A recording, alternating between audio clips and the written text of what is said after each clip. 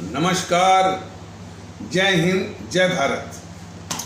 भारतीय अवाम ताकत दल अपने भारतीय भाई बहनों अर्थात अपने देश भारत की जनता अर्थात अपनी भारतीय अवाम से भारतीयता आधारित आपसी श्रद्धा, भारतीयता आधारित आपसी स्नेह, भारतीयता आधारित आपसी प्रेम, भारतीयता आधारित आपसी अखलाक मोहब्बत, भारतीयता आधारित आपसी सहयोग, भारतीयता आधारित आपसी सम्मान, भारतीयता आधारित आपसी एकता, भारतीयता आधारित आपसी भाईचारा तथा भारतीयता आधारित आपसी सद्भाव को समझने व उसे आत्मसात करके वैसा ही और उसी अनुसार आचरण एवं व्यवहार करने हेतु और इसके समस्त भारत में प्रचार प्रसार करने हेतु और प्रत्येक देशवासी को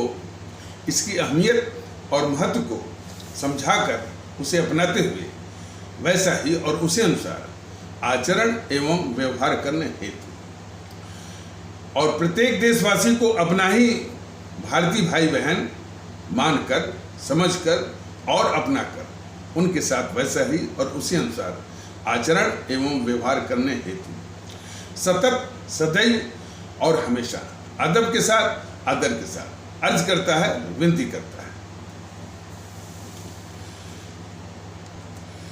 सर्वप्रथम भारतीय अवाम ताकत दल वो एक पत्रकार है आशुतोष,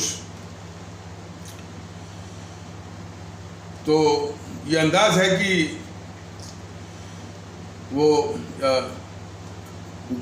भारतीय अवाम ताकत दल के वीडियोस की खबर उसको लगी होगी, जिन वीडियोस में ये हमारे जो परम आदरणीय राष्ट्र महानायक, राष्ट्रभक्त शिरोमणि नेताजी सुभाष चंद्र बोस और शहीद आजम भगत सिंह, अमर शहीद चंद्रशेखर आज़ाद, अमर शहीद अशफाकुल्ला, अमर शहीद खुदीराम बोस, अमर शहीद सुब्रमण्यम भारती इत्यादि के महान कृतियों को, महान योगदान को, जिनकी बदौलत हमारा देश ये आज़ाद हुआ। देखिए, भारतीय अवाम ताकत दल जो प्रयास कर रहा है कि ये सब कितने झूठ फैलाए हैं, वो दिक्कत उससे है। इन समूह ने मैंने जो गद्दार मोहनदास करमचंद गांधी और गद्दार नेहरू ने तो जो गद्दारी की और अपने चाटुकार जीएनपीसी वालों ने अपने चाटुकार इतिहासकार गिरोह से, अपने चाटुकार मीडिया गिरोह से, चाटुकार पत्रकार गिरोह से और चाटुकार बौद्धिक वर्ग गिरोह से के द्वारा इस गद्दार मोहनदास करमचंद गांधी और गद्दार जवाहरलाल नेहरू की गद्दारी के पापों को छुपाना और हमारे जो है ये जो हमारे क्रांतिकारी अमर शहीद राष्ट्रभक्त जो हस्तियां हैं, इनको पृष्ठभूमि में रखवाना, ये घिनौना काम जो है, एक तो गद्दारी भी करना और उनकी झूठी महिमा मंडन और हमारे जिन्होंने त्याग बलिदान किया, जिन्होंने जो है वो कालकोठरी की और कालकोठरी जैसी और जेल की यातनाओं से और जिन्होंने प्राण दिए, हंसते हंसते फांसी के फंदे को चूमा, हंसते हंसते मौत को गले लगाया, उनको इन गद्दारों ने जो है वो पृष्ठभूमि में रखवाया और जो है हमेशा अंग्रेजों से चिपके रहे, अंग्रेजी सरकार से चिपके रहे, अंग्रेजी सरकार के मुखबिर बने रहे, उसके दलाल बने रहे, उसके चमचे बने रहे और जब सत्ता का हस्तांतरण आया तो देश को बांट करके भी सत्ता हथियाई। तो उनको उनकी झूठी महिमा मंडन का एक वातावरण इन सबों ने खड़ा किया। यही जो गिरोह मैंने अभी बताया था। तो उसकी सच्चाई के विषय में, इस तरह की जो सच्चाई के विषय में भारतीय जनता दल अपनी आवाम को, और उस आवाम को उसका वाजिब हक है कि इस तरह की जानकारी, इस तरह की सच्चाई जो है वो जाने समझे। और इसमें हमको और विशेष करके और इसमें भारतीय अवाम ताकत दल को और मुझे भी विशेष खुशी है कि हमारी आवाम भी समझ रही है इस बात। तो और जैसा इसमें जो है जो सबसे बड़ी दिक्कत आ रही है कि इन समूहों ने इतना झूठ और अफवाह फैला हुआ है, उसके बीच से जो है ये सच्चाई जब रखी जा रही है तो इसको जो है थोड़ा सा और ज़्यादा जो अपेक्षित गति से फैलने में वो दिक्कत आ रही है, क्योंकि इन सबों ने इतना झूठ और अफवाह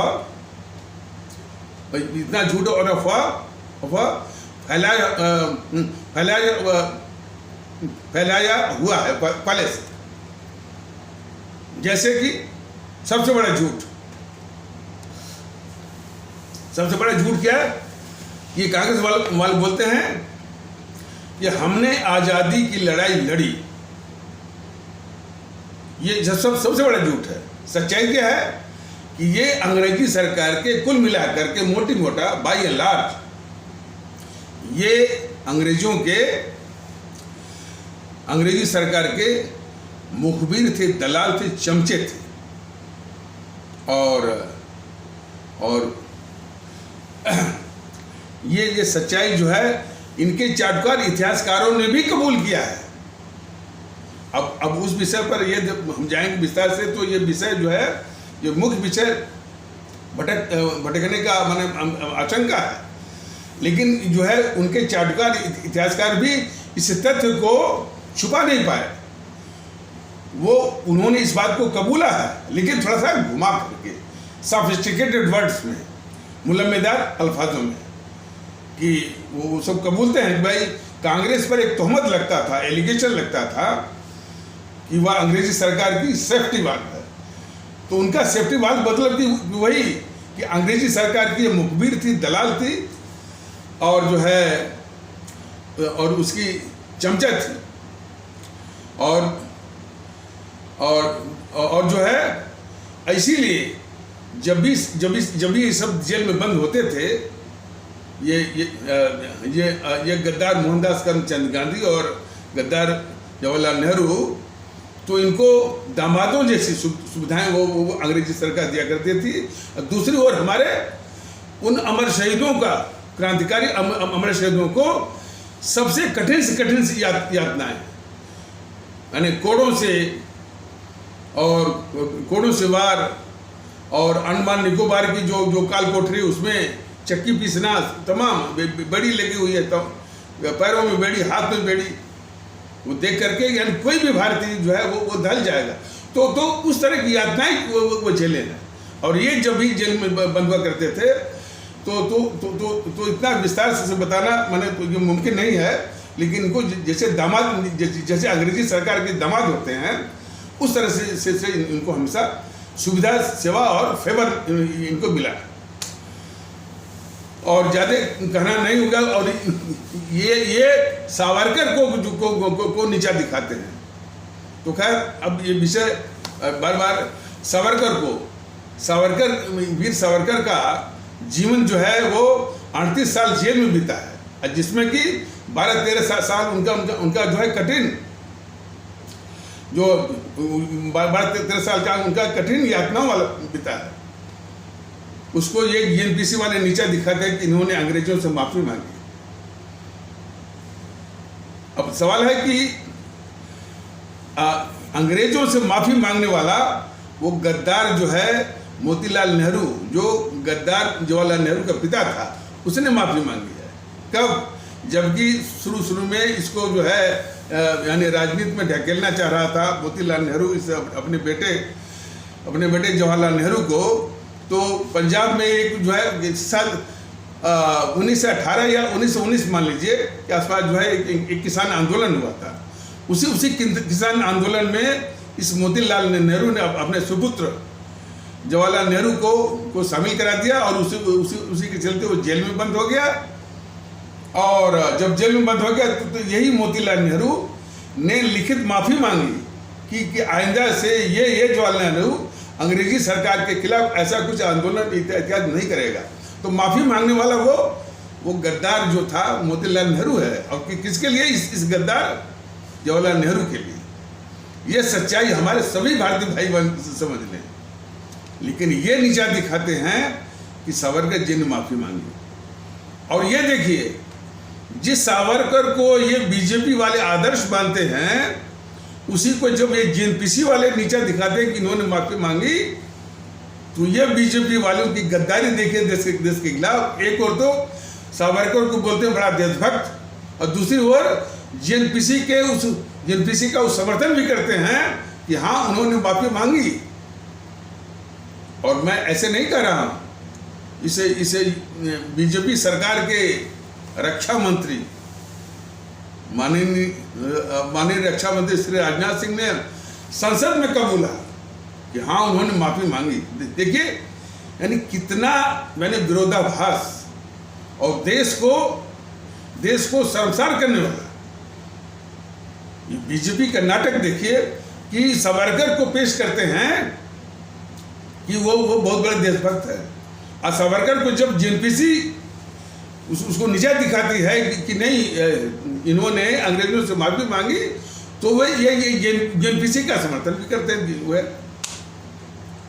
यही तो बीजेपी वालों का जो है, मैंने बीजेपी वालों का इसे जेएनपीसी को बचाने का, उसकी रक्षा करने का, उसके सारे पापों को ढकने का, उसके सारे लूटे हुए माल की भी रक्षा करने का, और उसके आगे घुटने टेकने का, ये गद्दारी है जो बीजेपी की अपने देश के खिलाफ। ये तो मैंने नमूना आपको बताया।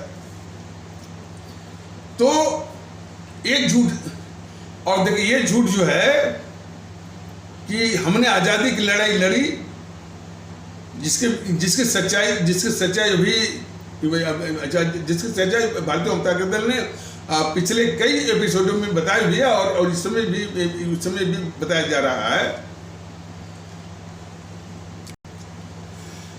ये सच्चाई है कि ये जो कांग्रेस थी, आज़ादी की लड़ाई का मुखौटा पहने हुए ये वस्तुतः जो है वो अंग्रेजी सरकार की मुखबिर दलाल चमचा थी।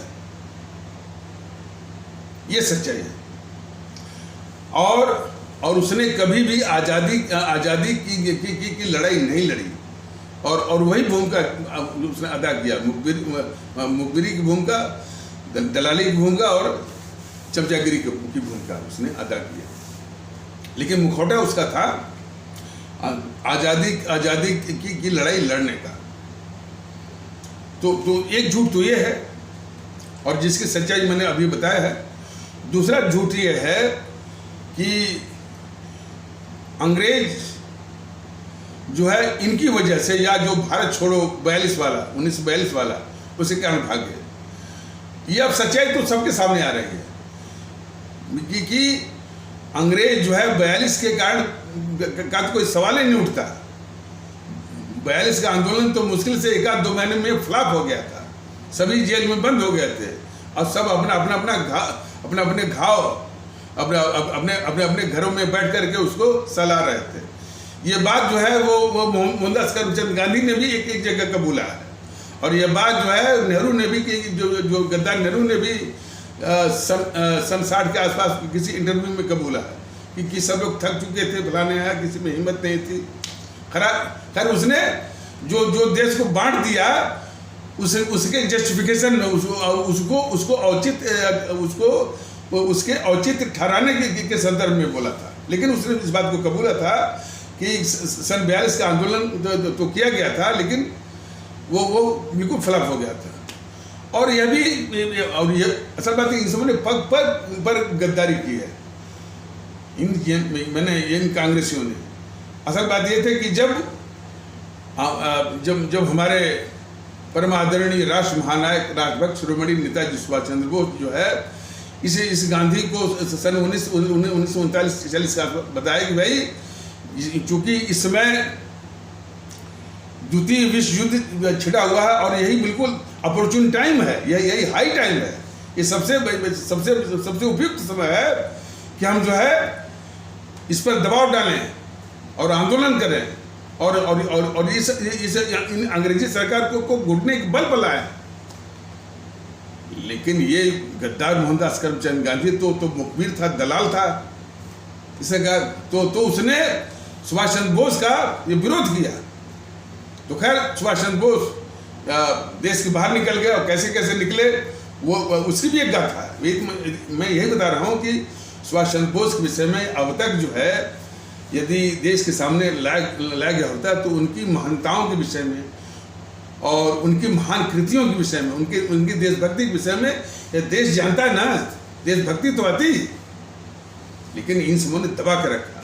अरे ये और क्या करेंगे? हमारे सुभाष चंद्र बोस के मृत्यु मृत्यु मैंने उनके कैसे हुई उसको रहस्य बना करके रखा हुआ है इन जेएनपीसी वालों ने और इन बीजेपी वालों ने, दोनों ने। उनसे संबंधित जो फाइलें जो है ये दबा के बैठे थे ये गद्दार, ये जेएनपीसी वाले। अब मोदी महोदय वादा किए थे जबकि मुख्यमंत्री थे उनके, तो सुभाष चंद्र बोस के एक पोते हैं चंद्र कुमार बोस, उनको वादा किया था और उसी लालच में चंद्र कुमार बोस भी बीजेपी में शामिल भी हो गए थे। लेकिन जब ये बोले थे मोदी महोदय कि जब हमारा वक्त आएगा, जब मेरा वक्त आएगा तो हम जो है उसको सार्वजनिक करेंगे। इन्होंने थोड़ी बहुत दिखावा के लिए, मैंने कहा ना कि ये मोदी महोदय बहुत ही घातक किस्म के इस देश के लिए दिखावा बहुत करते हैं। तो थोड़ा बहुत इन्होंने फाइल को जो है सार्वजनिक किया और इसके बाद फिर उसको दबा के बैठ गए और झूठ भी बोला कि हमने सारी फाइलों को जो है सार्वजनिक कर दिया है। वो तो आरटीआई इत्यादि के द्वारा मालूम हुआ कि नहीं अभी भी फाइलें हैं। और फिर वही जवाब, पीएमओ से फिर वही जवाब कि सार्वजनिक करने से हमारे कुछ देशों के साथ संबंध खराब हो जाएंगे। तो जरा करिए कि इतने बड़े हमारे जो इस देश के महान नेता के मृत्यु के संबंध में जानकारी नहीं मिल सकी है, तो कौन सा ये सम्मान देंगे? ये कौन सा? मैं अभी अब आऊँगा कि ये बीजेपी वाले तमगा लूट रहे हैं कि उनकी मूर्ति लगवा दी वहाँ पर, मैं अभी उस पर आऊँगा। तो ये मोदी महोदय कितना धोखा देते हैं इस देश को।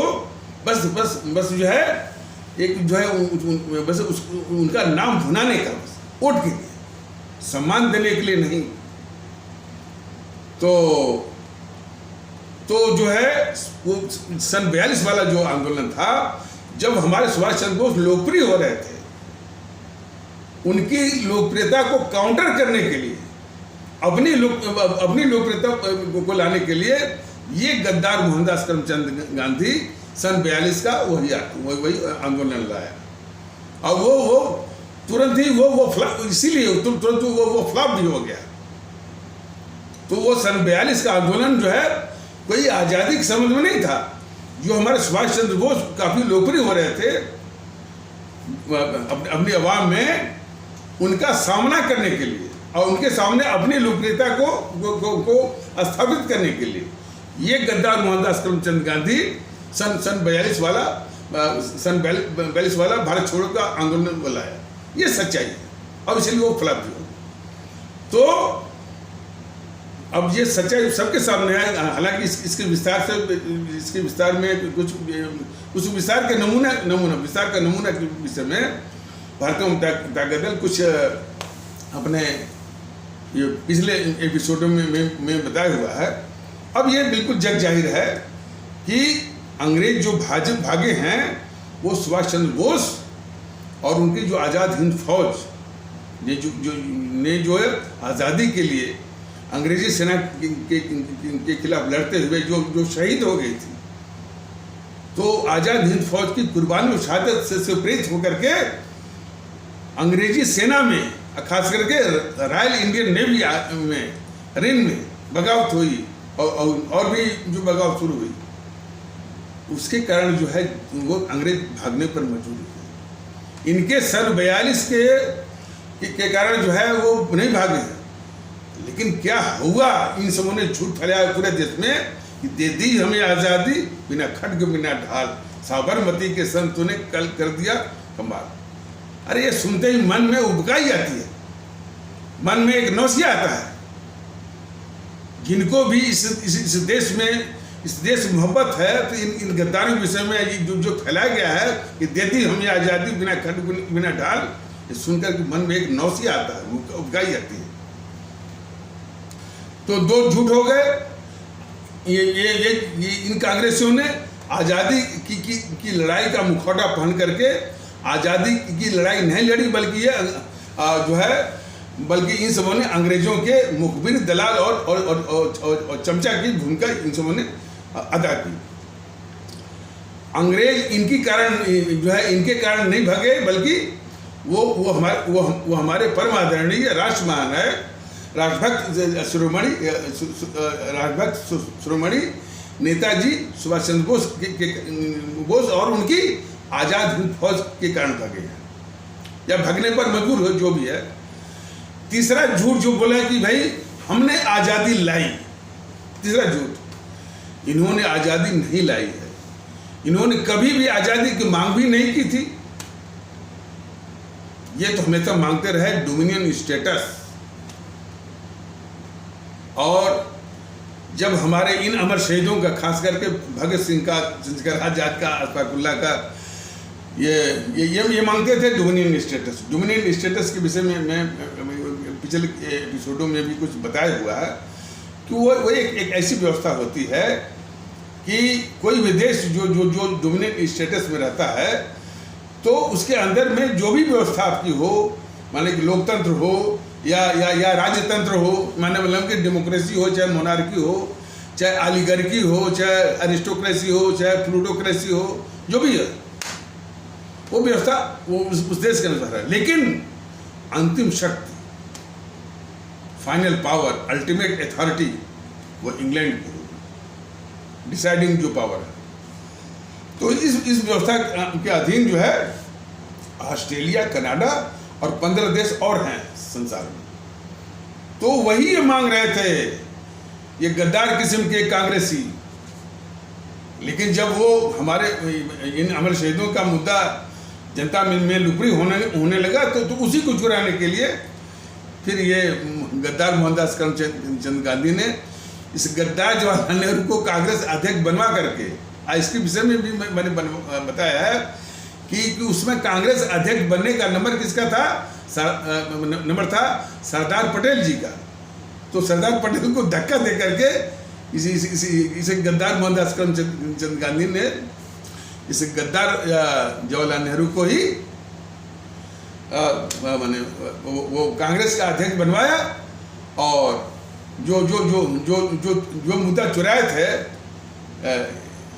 इसलिए कि ये मंडली मांग रही थी डोमिनियन स्टेटस, और वो हमारे अमर शहीद कर रहे थे कि डोमिनियन स्टेटस का कोई सवाल ही नहीं उठता। ये पहले अंग्रेज यहाँ से भगाए, इनको भागना होगा, और उसके बाद हम देखेंगे कि किस तरह की व्यवस्था, किस तरह का शासन जो है और भारत के लिए, अपने देश के लिए उपयुक्त होगा। तो वो जो है हमारे अमर शहीदों का से चुरा हुआ मुद्दा की क्रेडिट देने के लिए, उसका तमगा लूटने के लिए इसे गद्दार मोहनदास करमचंद गांधी ने सरदार पटेल जी थे, जिनकी वरीयता बनती थी, उनको धक्का दे करके कांग्रेस का अध्यक्ष जो है इस गद्दार जवाहरलाल नेहरू को बनवाया। और उसी से जो है संपूर्ण आज़ादी, यानी कंप्लीट इंडिपेंडेंस की घोषणा जिसने जो है 30 दिसंबर 1929 में जो है रावी नदी के तट पर लाहौर में करवाया। तो इन्होंने कभी भी आज़ादी की मांग तो कभी की ही नहीं, अधिक से अधिक डोमिनियन स्टेटस। और 15 अगस्त को जो है आप इसका रिकॉर्ड जो है आप देख लीजिए, अब कोई भी देख सकता है, जो नेशनल आर्काइव्स है उसमें डोमिनियन स्टेटस ही मिला हुआ है। तो अभी अभी फिलहाल भारतीय जनता दल ये बता रहा है कि ये तीनों झूठ है, बहुत बड़ा झूठ है कि कांग्रेस ने आज़ादी की लड़ाई लड़ी, बिल्कुल झूठ।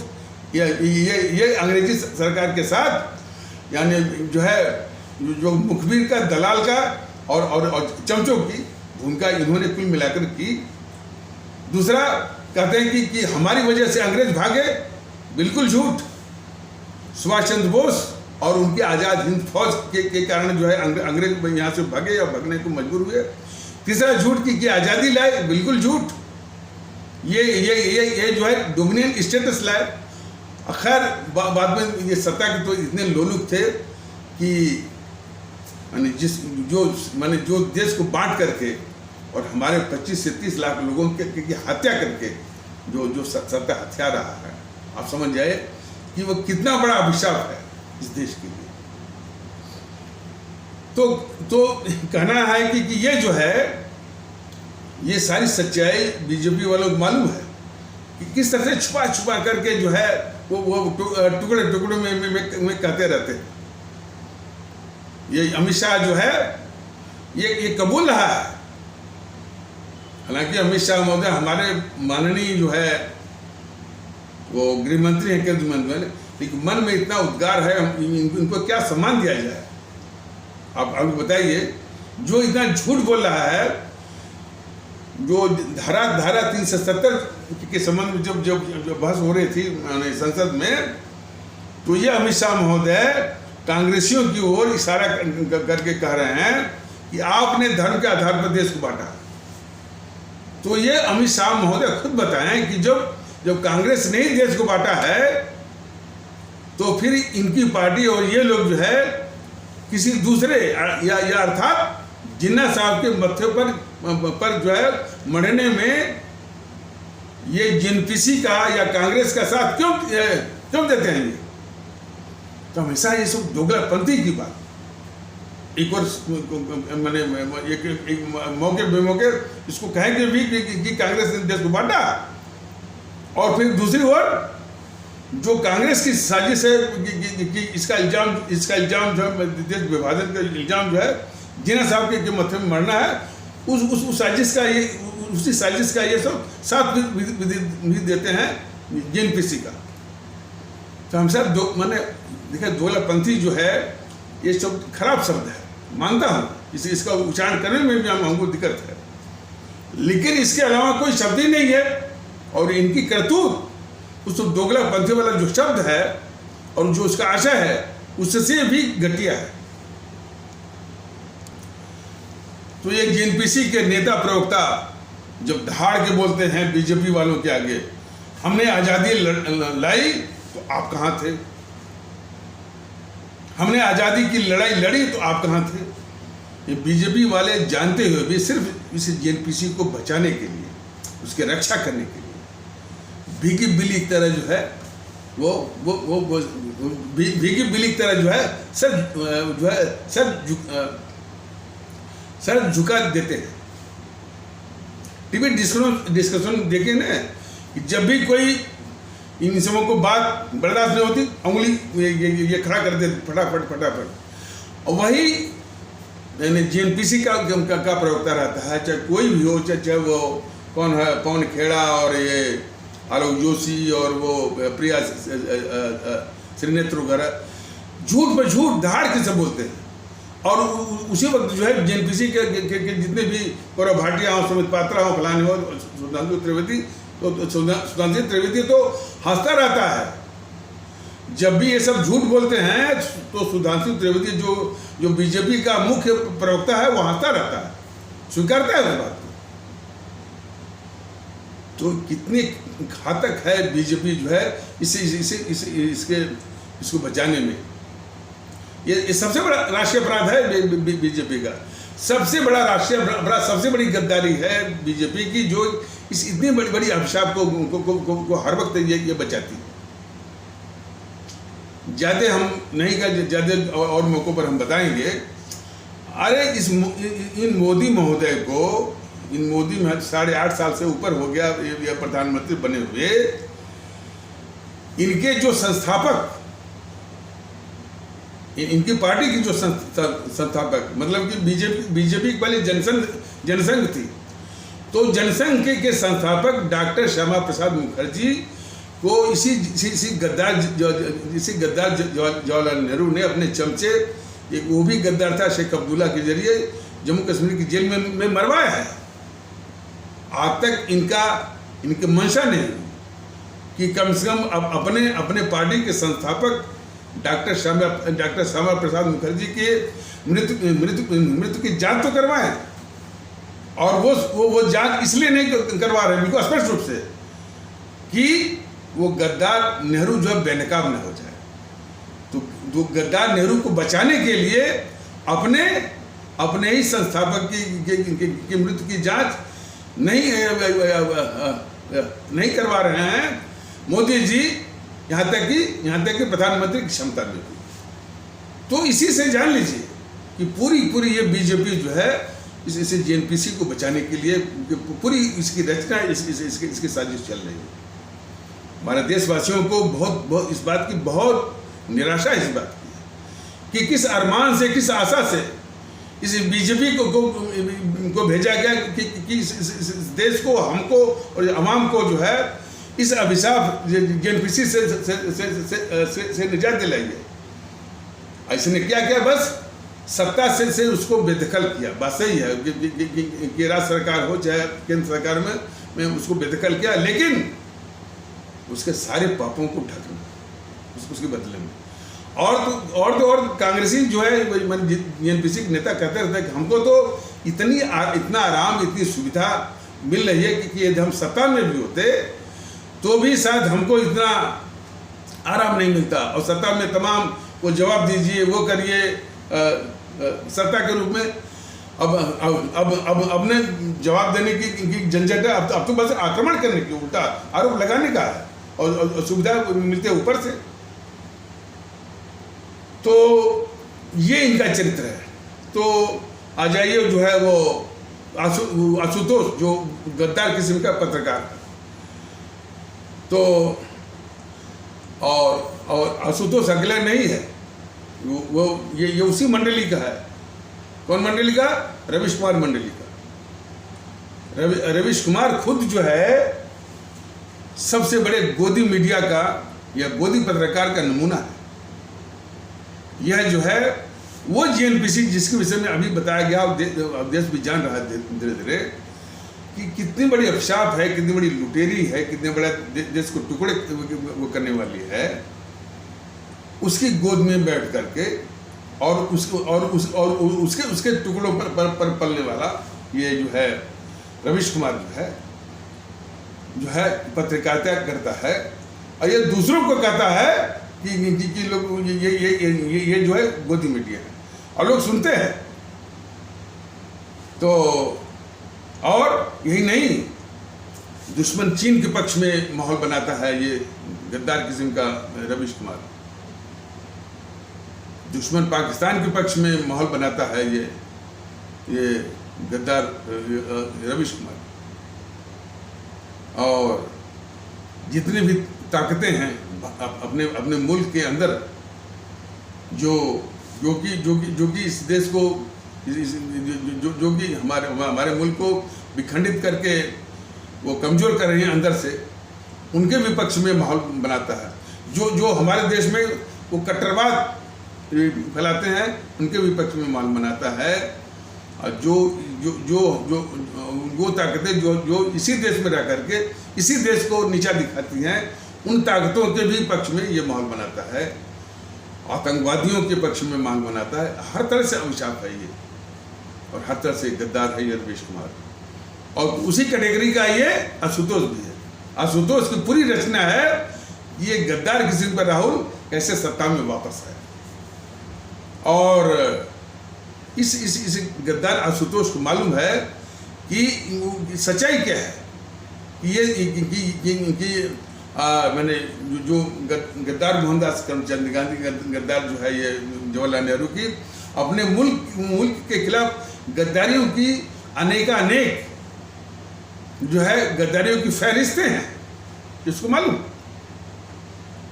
तो ये सुना गया है कि जब ये वीडियो भारतीय जनता दल का जो इन सच्चाइयों को उजागर करने का कि हमारे परम आदरणीय राष्ट्र महानायक राष्ट्रभक्त शिरोमणि नेताजी सुभाष चंद्र बोस और शहीद आजम भगत सिंह की ये कुर्बानियाँ हैं, ये उनके बलिदान है, ये उन्होंने प्राण दिए कि कैसे किन कठिनाइयों में वो संगठन बनाया, तो और इस देश के लिए, इस देश की आज़ादी के लिए हंसते हंसते प्राण दिए, प्राण दिए, मौत को गले लगाया, फांसी के फंदे को चूमा। तो उनको जो है ये जेएनपीसी जो है वो जेएनपीसी ने अपने चाटुकार इतिहासकारों के द्वारा, अपने चाटुकार इतिहासकार के गिरोह के द्वारा, अपने चाटुकार इतिहासकार गिरोह के द्वारा, अपने चाटुकार बौद्धिक वर्ग के द्वारा, अपने चाटुकार अपने चाटुकार मीडिया गिरोह के द्वारा, अपने चाटुकार पत्रकार गिरोह के द्वारा क्या करवाया कि इन दो गद्दारों के सारे पापों को ढकना और इनके पक्ष में एक झूठा महिमा मंडन का वातावरण बनाना। और जो तीसरा काम कि हमारे इन अमर शहीदों का, इन राष्ट्रभक्तों का, जिनकी ही बदौलत से ये देश को आज़ादी मिली और जिन्होंने इस आज़ादी के लिए अपने प्राण दिए, यातनाएं है, उनको जो पृष्ठभूमि में रखवाना। ये गद्दार आशुतोष को मालूम है अच्छी तरीके से। तो भारतीय जनता दल के इन वीडियो के जवाब में वो कह रहा है, वो गद्दार आशुतोष, कि यदि इस देश से गांधी नेहरू को निकाल दिया जाए तो बचेगा क्या। तो गद्दार आशुतोष को भारतीय जनता दल को ये कहना चाहता है कि इन अभिशापों को निकालने से देश को बहुत राहत मिलेगी। और दूसरे शब्दों में एक मानसिकता सब फैलाए हुए, बार बार ये सुनते हुए कि यह देश गांधी का है और यह देश नेहरू का है। तो ऐसी मानसिकता रखने वालों के लिए भारतीय जनता दल स्पष्ट रूप से कहना चाहता है कि यह देश इन गद्दारों का नहीं है। यह देश हमारे परम आदरणीय राष्ट्र महानायक राष्ट्रभक्त शिरोमणि नेताजी सुभाष चंद्र बोस का है देश। ये हमारा देश शहीद आजम भगत सिंह का देश है। ये देश हमारा बाबा साहब अम्बेडकर का देश है। यह देश हमारा अमर शहीद चंद्रशेखर आजाद जी का ये देश है। हमारा ये देश अमर शहीद अशफाक उल्लाह जी का ये देश है। हमारा ये देश अमर शहीद खुदीराम बोस जी का ये देश है। ये हमारा देश अमर शहीद सुब्रमण्यम भारती जी का ये देश है। ये हमारा देश अमर शहीद श्रीमती रानी लक्ष्मीबाई जी का देश है। ये हमारा देश अमर शहीद श्रीमती रानी चंद्रबा जी का ये देश है। यह देश हमारा अमर शहीद श्रीमती रानी गडेलू जी का देश है। इत्यादि जो है अमर शहीदों का देश है। इन गद्दार मोहनदास करमचंद गांधी का और गद्दार मोहनदास करमचंद गांधी और गद्दार जवाहरलाल नेहरू का ये देश कभी भी नहीं है और न कभी भी हो सकता है। ये तो देश के गद्दार पत्रकारों के द्वारा, गद्दार जो है वो इस देश के गद्दार इतिहासकारों के द्वारा जो है इस तरह का एक झूठ जो है खड़ा किया गया है। अब देश धीरे धीरे समझ रहा है कि इस देश को जो है जरूरत है हमारे सुभाष चंद्र बोस की। और क्या क्या तर्क सब दिए हैं, ये सब झूठ, कभी कभी झूठ भी बोलते हैं। इनके झूठ की तो इम्तिहान है कि सुभाष चंद्र बोस कायर थे जो देश के बाहर निकल गए। अरे कायर तो तुम थे, कायर तो ये कांग्रेस वाले थे जो कि इनके आगे वो घुटने टेके हैं। तो ये बताना जरूरी है, ये देश हमारा सिर्फ सुभाष चंद्र बोस जी का, भगत सिंह का है, अंबेडकर जी का है, चंद्रशेखर आजाद जी का है, अशफाकुल्लाह जी का है, खुदीराम बोस जी का है, इत्यादि सबका है। इन गद्दारों का देश नहीं है और ना हो सकता है और न कभी होगा। भारतीय जनता दल तो पहले ही ये बता चुका है कि इनका बीजेपी का एकमात्र एजेंडा चल रहा है जीएनपीसी को बचाना, रक्षा करना। एक प्रतीकात्मक सिंबॉलिक लिप सर्विस वाला एक विरोध बस दिखाते हैं, लेकिन इनकी जो रणनीति है, इनकी जो साजिश है, इसे जीएनपीसी के गद्दारी के पापों को ढकना और उसको बचाना। उसका नमूना जरा देखिए। ये राहुल गांधी जो है भारत जोड़ो यात्रा निकाल रहा है। ये बीजेपी वाले क्या कर रहे हैं कि पहले वो अपनी पार्टी को जोड़ लें। ये बीजेपी वाले जो है कदाप नहीं कर रहे हैं कि जिस जीएनपीसी ने इस देश को बांटा हो और जिस गद्दार नेहरू ने, जिस जीएनपीसी का गद्दार नेहरू ने देश को बांटा हो, 25 से 30 लाख लोगों की हत्या करवाया हो, 25 से 30 लाख हमारे आदरणीय भारतीय भाई बहनों की जान ली हो, 3 करोड़ से ऊपर भारतीय भाई बहनों के घर उजाड़े हों और अपने देश की खुद जमीन जो है, लद्दाख की जमीन जो है 42,000 वर्ग मील दुश्मन चीन को दिया हो, और भी सीमाओं और जो है सीमाओं पर सड़क न बना करके 10,000 वर्ग मील और घुसवाया हो चीन को इस भारत में। दुश्मन चीन से समझौता करके भारत का बाजार दुश्मन चीन के लिए खोला हो, और 8 से लेकर 10,000 सांप्रदायिक दंगे करवा करके लाखों लोगों को मरवाया हो, और सन 84 में हमारे 6,000 सिख आस्था वाले भारतीय भाई बहनों की हत्या की हो।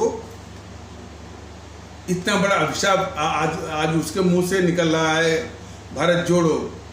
इसको सब बीजेपी वाले नहीं कर रहे हैं। देखिए किस प्रकार जो है ये बचा रहे हैं, कर रहे हैं कि पहले वो पार्टी को जोड़ लें, मतलब कि वो पार्टी को खड़ा कर लें, मजबूत कर लें। और अच्छा, और दूसरा ये क्या बोल रहे हैं कि उनकी टी शर्ट जो है वो 41,000 की है। इसी में लोगों का दिमाग उलझाने के लिए कि ये राहुल गांधी उसके जीएनपीसी की मुल्क के लिए कितनी खतरनाक है, मैंने इसकी जानकारी भी न हो, और हमारा देश जो है इस जीएनपीसी के इसे राहुल गांधी को गद्दार के रूप में न देखे। यही साजिश चल रही है बीजेपी की। और कौन बीजेपी? जो अपने को राष्ट्रवादी कहते हैं। तो देख लिए, और तो सारी जो खतरनाक इसका व्यवहार रहा है जीएनपीसी का, देश को बांटना, देश को टुकड़े टुकड़े करना। तो देश को टुकड़े टुकड़े तो ये कर ही रही थी। और एक जो है वो घोर गद्दार कन्हैया कुमार, तो उसने घोषणा किया, उसने सरेआम जो है वो नारा लगवाया, भारत तेरे टुकड़े होंगे और भारत की बर्बादी तक जंग जारी रहेगी। तो जो अपने मुंह से उसने कहा वही काम तो ये कर रही है। इसलिए घोर गद्दार कन्हैया कुमार वो घूमते घूमते यानी घूमते मतलब वो कम्युनिस्ट पार्टी से निकल करके ये वहीं पहुंच गया। उसका डेस्टिनेशन, उसका गंतव्य स्थान वही था जहाँ की वास्तविकता में हकीकत में जो नारा लगा था कि भारत के टुकड़े होंगे, भारत की बर्बादी तक जंग जारी रहेगी। कांग्रेस तो यही काम कर ही रही है, टुकड़े भी कर रही है और भारत की बर्बादी तक इसकी कोशिश, इसकी जंग जो है वो जारी है। तो जिसके साथ में जो है कन्हैया कुमार जैसे लोग हैं कि भाई भारत तेरे टुकड़े होंगे और भारत की बर्बादी तक जंग जारी रहेगी, वो अब उसके मुंह से निकल रहा है कि भारत जोड़ो। ये सारी बातें जो है बीजेपी वाले कतई नहीं कहते हैं। वो किसमें आप सभी का दिमाग उलझाएंगे कि इनकी शर्ट है वो 41,000 की, लेकिन यह भी जो बात उठाते हैं तो तुरंत मोदी जी से पूछा जाना चाहिए कि जो उसका काला जो लूट करके काला धन के विषय में जो वादा किए थे 2014 में, क्या हुआ काला धन लाने का? उसी को तो शर्ट पहना है, उसी की शर्ट, उसी काले धन की जिसको लाने का आप वादा किए थे और आज इसमें अब वो निकल गए हैं। उसी काले धन की ये शर्ट है 41,000 की, और जो उसके साथ जो गाड़ियां जो चल रही है या जिसको कंटेनर कहते हैं, उसमें कितने ऐशो आराम, सुख सुविधाओं वाला, ऐश वाला, ये सब पैसे कहाँ से आ रहे हैं बीजेपी वाले को बताओ? ये सब वही पैसे हैं जो इस देश का पैसा लूट करके इस जेएनपीसी ने विदेशी बैंकों में कालेधन के रूप में जमा किया हुआ। और जिसको लाने का वादा मोदी महोदय ने किया था, जिसको लाने का वादा मोदी महोदय ने 2014 में किया था, और फिर वो इसके बाद वो निकल गए, घोंट गए और जो है उस पर सुट हो गया, उस पर वो गंडोली मार के बैठ गए। ये वही काला धन जो है प्रकट होकर के इसके ऐशो आराम के लिए, इसको ऐश करने के लिए है ये। तो कितना बड़ा धोखा दे रहे हैं ये बीजेपी वाले। बीजेपी वालों का धोखा जो है देश को समझना बहुत जरूरी है, इनसे निजात पाना बहुत जरूरी है। यूट्यूब पर जो इनके सिपा सालार हैं बीजेपी के, एक नमूना थोड़ा और सुन लीजिए। एक यूट्यूब में इनके सिपा सालार ये प्रदीप सिंह है, वो बोल रहे हैं इस गद्दार राहुल गांधी को माननीय राहुल गांधी जी, जिसके दिमाग में एक गद्दार राहुल गांधी माननीय हो, समझ जाइए कि उसकी मानसिकता कैसी है। इसीलिए तो भारतीय जनता दल जो बता रहा है कि भाई ये सब देश के सबसे बड़े अभिशाप हैं, गद्दार हैं।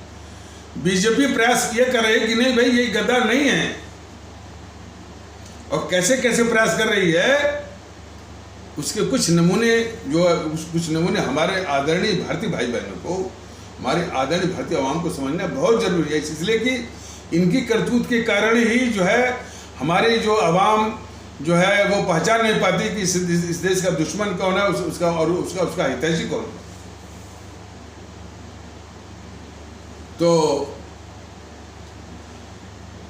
तो ये जो रणनीति, जो साजिश अपनाते हैं, उसके कुछ नमूने ऐसे हैं कि भारतीय जनता दल ये कहता है कि इन्होंने हमारे जो भारतवर्ष के खिलाफ ये गद्दारी की है। और वास्तव में जो भारतीय जनता दल जो बार इनको गद्दार से संदर्भित या संबोधित करता है, इन दोनों को, मोहनदास करमचंद गांधी और इनको, तो इसलिए कि इन्होंने देश के खिलाफ गद्दारी की है। और हालांकि और लोग जो है वो अपने हिसाब से जो है वो गद्दार या देशभक्त की परिभाषा या अवधारणा इन सबों ने रच दिया है। इन समूह के अनुसार जो है कि जैसे कोई समूह है, कोई ग्रुप है, तो तो समूह ग्रुप में के, तो उस समूह या ग्रुप का जो सदस्य है, तो उस समूह के प्रति यदि या उस समूह के प्रति यदि वो वफादारी निभाता है तो उसको बोलेंगे देशभक्त है। और यदि उस समूह या ग्रुप के प्रति यदि वो जितने असर की वफादारी की उम्मीद करते हैं या आशा करते हैं, यदि वो नहीं निभा पाता है तो उसको गद्दार करते हैं। एक बार मैंने देखा था कि यही शोएब जमी जो है रिजवान अहमद को गद्दार बोला था, क्योंकि वो जो ग्रुप बनाया हुआ है, जो शोएब जमी या शादाब चौहान जो है, उस ग्रुप के प्रति जो है रिजवान अहमद जो है भक्ति नहीं दिखा रहे थे, तो उनको गद्दार कहा था। देश के लिए नहीं कभी बोलता है जो शोएब जमी और जो है ये शादाब चौहान वगैरह, देश के खिलाफ गद्दारी की बात सब नहीं करते, उनका जो ग्रुप रहता है। और इन राजनीतिक पार्टियों का तो अलग ही हिसाब है। ये जो जेएनपीसी है, मतलब कि जो नेहरू परिवार के प्रति भक्ति दिखाए वो देशभक्त, और जो उसकी चाटुकारिता न करता हो, जो भक्ति नहीं निभा पाता हो, तो वो गद्दार। वैसे इनके यहाँ बीजेपी के यहाँ कि जो इन्होंने हिंदुत्व का एक औरा, एक वातावरण खड़ा किया है अपने राजनीतिक जीवन में और प्रशासन के जीवन में, सामाजिक जीवन में, यदि उसके प्रति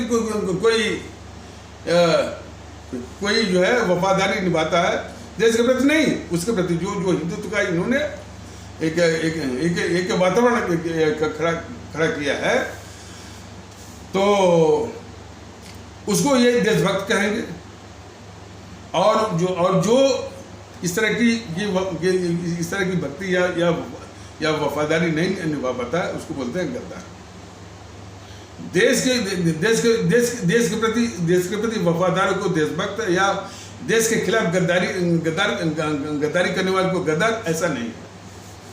तो इससे भी बहुत दिक्कत होती है कि इन सबों ने अपने हिसाब से देशभक्ति और गद्दारी की अवधारणाएं जो है इन सब ने बना रखी। भारतीय जनता दल बराबर कहता है सिर्फ देश के ही सापेक्ष, जो चाहे गद्दारी हो चाहे वफादारी। तो इन सबों ने जो बीजेपी वाले जो है किस तरह से बचाते हैं उसके नमूने। तो इस गद्दार मोहनदास करमचंद गांधी और गद्दार जो है ये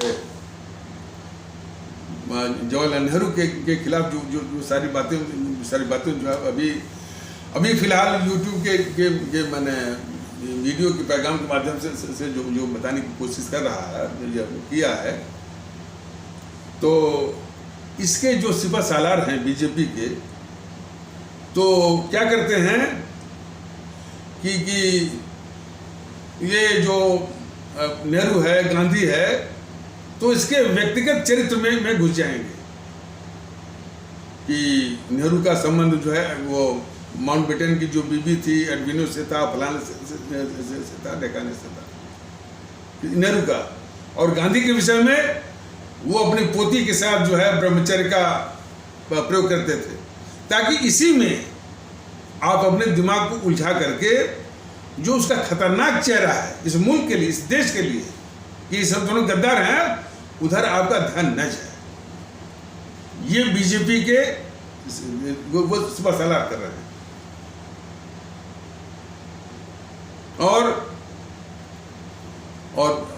और मैंने ये बताया ही है कि जैसे राहुल गांधी है, राहुल गांधी को बीजेपी वाले क्या बोलेंगे, ये बोलेंगे भाई अरे ना समझ है ये, इसको पता ही नहीं कि आटा जो है वो लीटर में होगा कि किलो में होगा। आटा को भी वो बेचवा रहा है, आटा और सब्जियों को भी जो है वो लीटर में, जिसको इतना विज्ञान नहीं है, इस तरह की बातें ना समझ है। 52 वर्ष का बच्चा है, पॉलिटिकली इमेच्योर है, बोलने का शऊर नहीं है उसको, अधिक से अधिक पप्पू है बस। तो अब देखिए बीजेपी की चाल कि जो इतना खतरनाक गद्दार है इस देश का, मैंने कई बार बताया है, जो कि डोकलाम के मुद्दे पर दुश्मन चीन के राजदूत से मिलता है रात के अंधेरे में चोरी छिपे में, इससे बड़ा गद्दार कौन होगा? और ये सारी बातें और भी बातें हैं, सारी बातें उसको मालूम है। तो उसको कह रहे हैं पप्पू, इसलिए कि उसकी गद्दारी के हकीकत की ओर से हमारे आदरणीय भारतीय भाई बहन का ध्यान जो है वो उधर न जाए। बस इनको पप्पू समझिए। और अब यूट्यूब आप देखें ना, पप्पू के संबंध में तमाम चुटकुले, तो पप्पू में ही आनंद उठाइए, आनंदित होइए। इसके खतरनाक जो है और देश के खिलाफ गद्दारी की वास्तविकता या उसका जो चाल चेहरे की ओर ध्यान मत दीजिए। ये साजिश है बीजेपी की। और तीसरा इनका ये रहता है कि हाँ भाई, ये मोहनदास करमचंद गांधी हो चाहे जवाहरलाल नेहरू हैं, ये देश के गद्दार हो सकते हैं, लेकिन कब?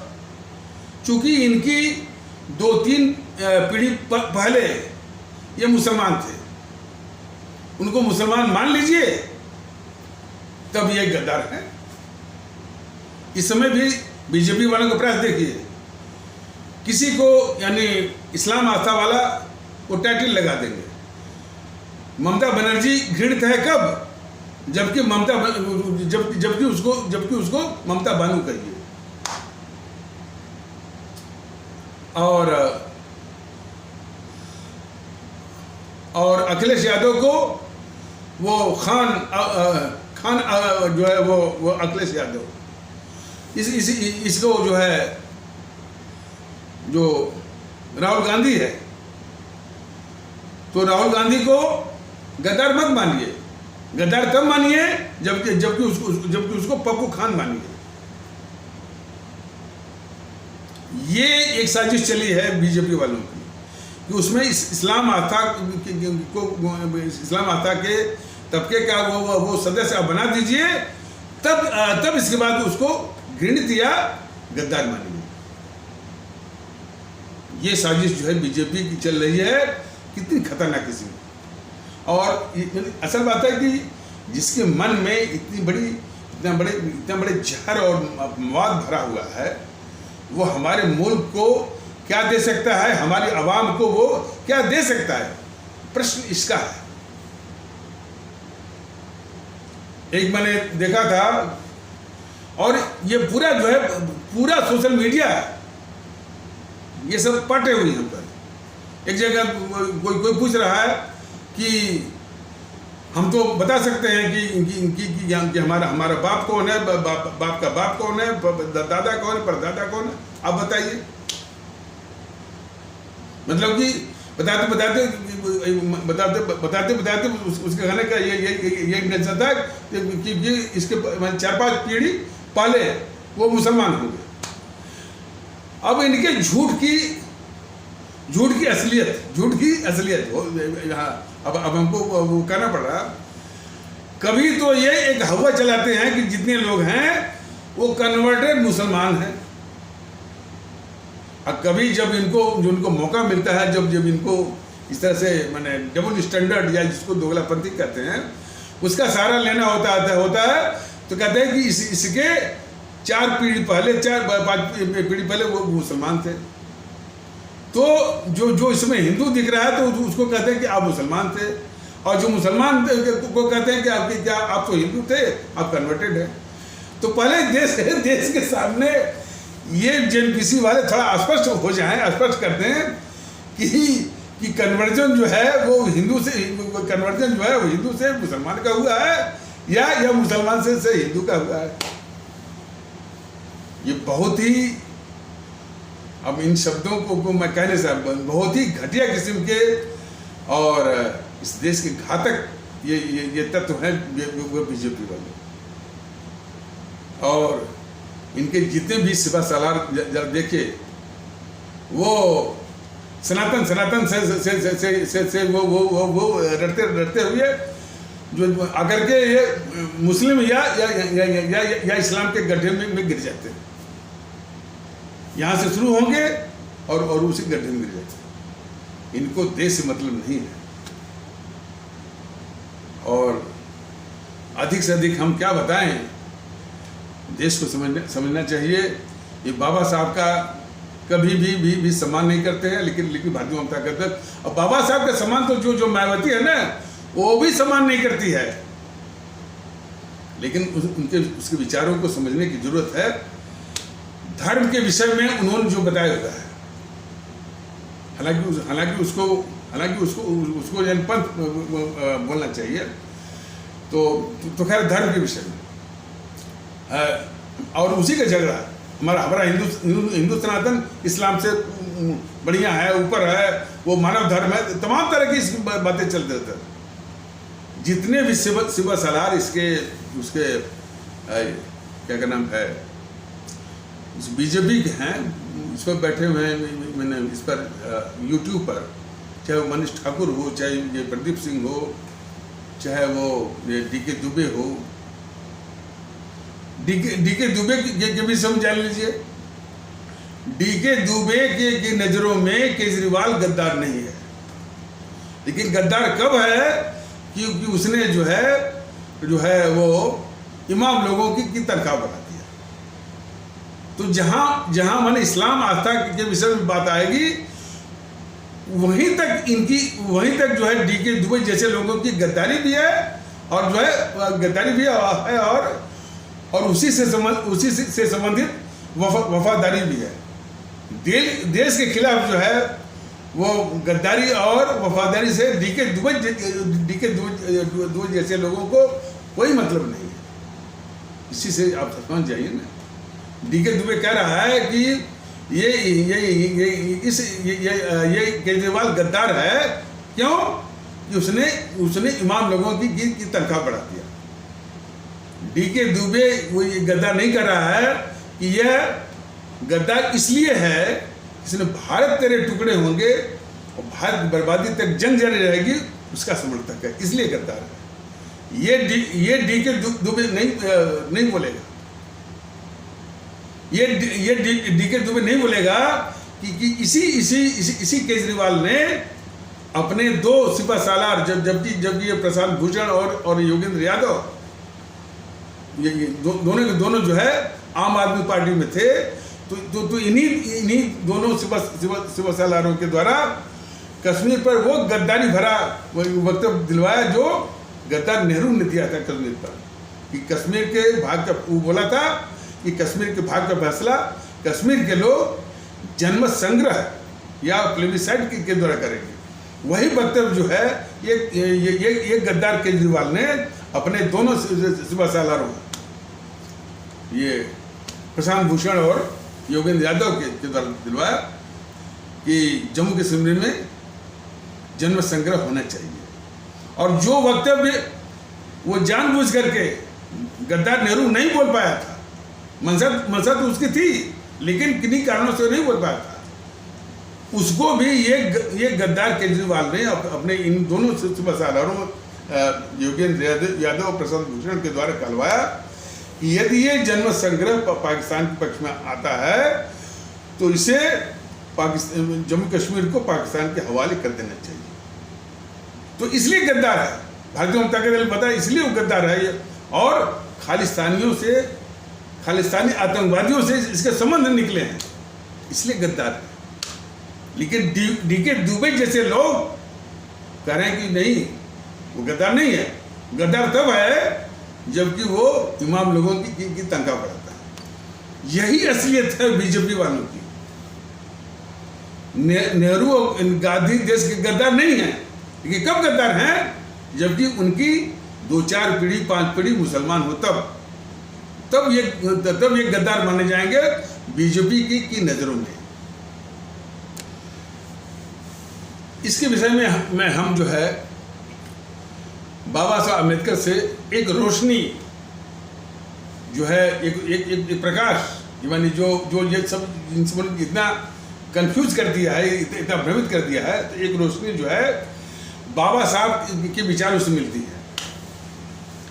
तमाम जो धर्म की लड़ाई होती है ये जैसे, तो उसमें बाबा साहब ने, अब मैंने ये भी कहा कि बाबा साहब को ये बीजेपी वाले सम्मान देना नहीं चाहते हैं, नाम भुनाते हैं।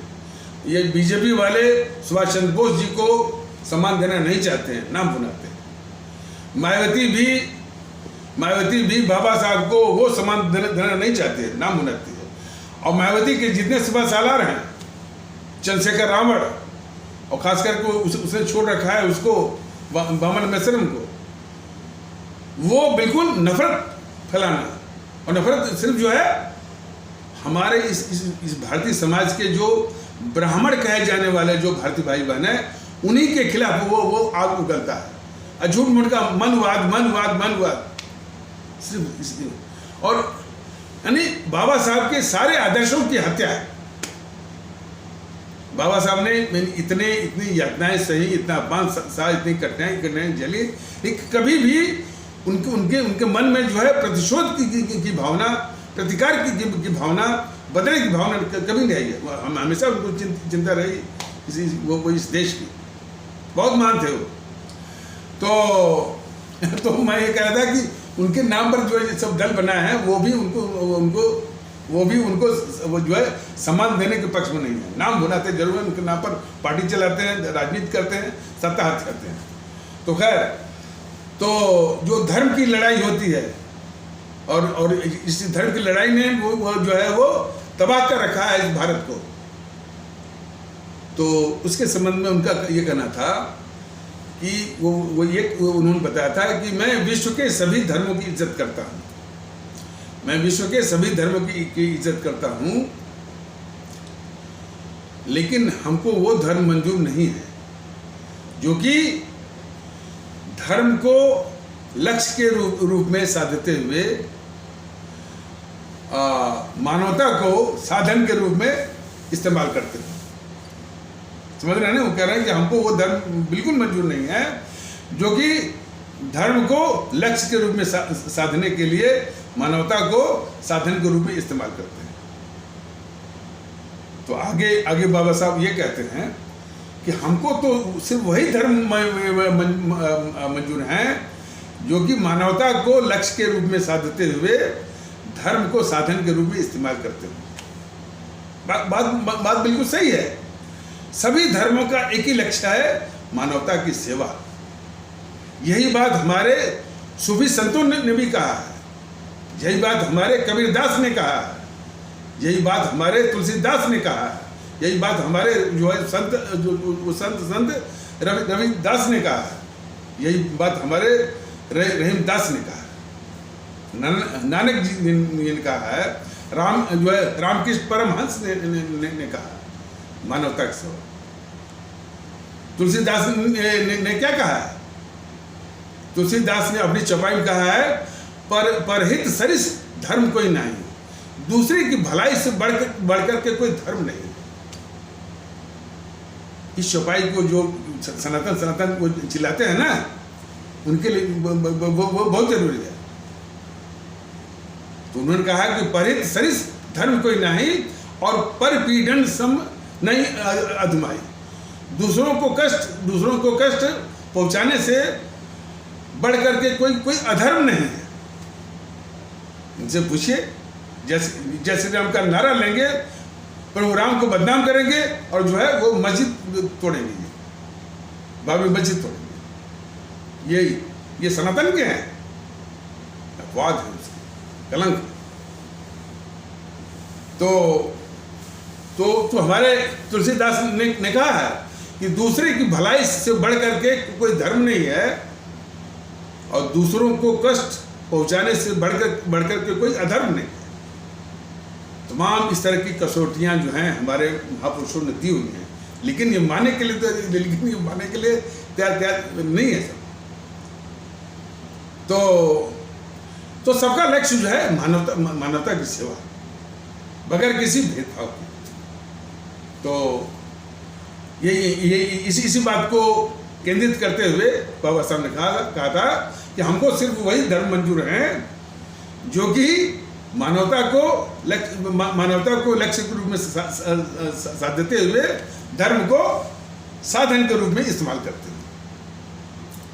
हमारे स्वामी विवेकानंद ने तो और बेबाकी से कहा, क्या कहा कि मैं उस प्रभु का सेवक हूं जिसको अज्ञानी लोग मनुष्य कहते हैं। और इसी प्रभु की सेवा कर, देखिए कितनी बड़ी बात उन्होंने कहा, और कि मैं उस प्रभु का सेवक हूं। देखिए ये स्वामी विवेकानंद को जो ये कट्टरवादी किस्म के, देखिए मैं बराबर कहता हूं, हमारा जो हिंदू सनातन का जो समाज है बहुत ही उदार है, आज भी उदार है। ये कट्टरवादी तत्व जो है उनमें जहर भरते हैं सब, ये विचार है, इनसे जो है वो देश वो परेशान है। और वही कट्टरवादी तत्व जो है बीजेपी और आरएसएस में हावी है सब। ये प्रश्न हमारे स्वामी विवेकानंद जी ने इसी धर्म के विषय में स्पष्ट कहा, और खास करके इसलिए मैं कह रहा हूं, ये योगी आदित्यनाथ महोदय, वो सीन हमको बराबर याद आती है कि वो कोई इस्लाम आस्था वाले भारतीय भाई बहनों के तबके से एक भारतीय बहन थी, तो यह महिला थी, तो उससे ये योगी आदित्यनाथ बहस कर रहे हैं।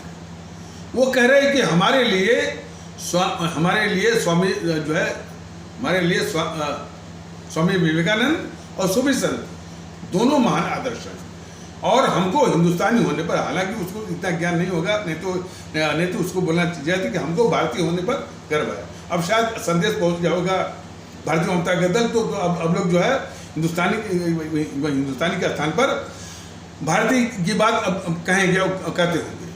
तो उसने कहा कि हमको हिंदुस्तानी होने पर गर्व है। योगी आदित्यनाथ महोदय कह रहे हैं कि हम भी तो यही कह रहे हैं कि स्वामी विवेकानंद ने कहा था कि हमको हिंदू होने पर गर्व है। बिल्कुल झूठ योगी आदित्यनाथ महोदय, बिल्कुल झूठ आपने कहा, बिल्कुल झूठ कहा। इसीलिए तो बार बार इसको ये बताना पड़ रहा है। स्वामी विवेकानंद जी ने कभी नहीं कहा कि उनका धर्म हिंदुत्व है, उनका धर्म हिंदू है। उनका धर्म क्या है ये जो मैं अभी बता रहा हूँ, और मैंने इसके पहले भी बताया हुआ है मैंने।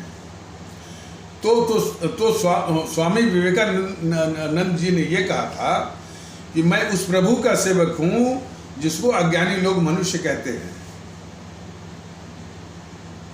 और इसी प्रभु की सेवा करना और उनकी सुख सुविधा का चिंतन करना ही हमारा धर्म है, और इसके आगे मैं किसी धर्म को नहीं मानता।